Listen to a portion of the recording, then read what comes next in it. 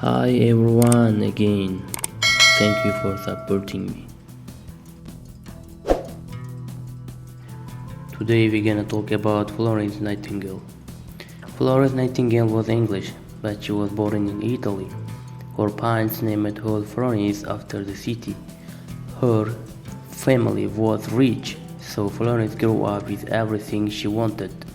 When she became a young woman, her parents wanted her to get married, but Florence didn't want to get married.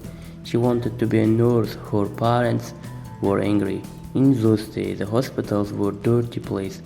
Respectable women didn't work in hospitals, but Florence didn't listen to her parents.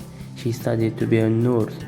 Soon, she surprised a hospital for women in London.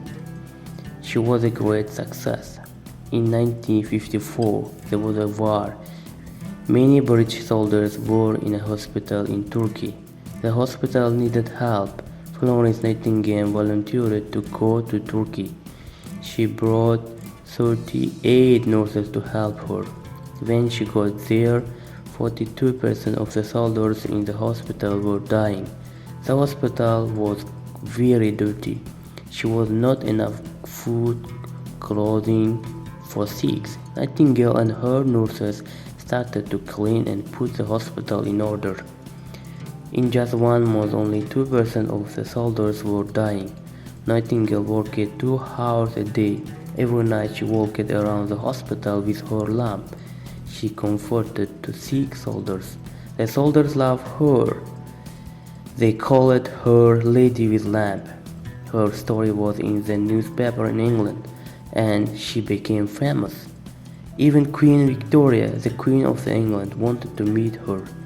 After 2 years, Nightingale went back to England. She was very sick, but she still worked. She started a school for nurses.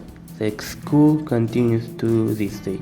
Nightingale never married, but she didn't live alone.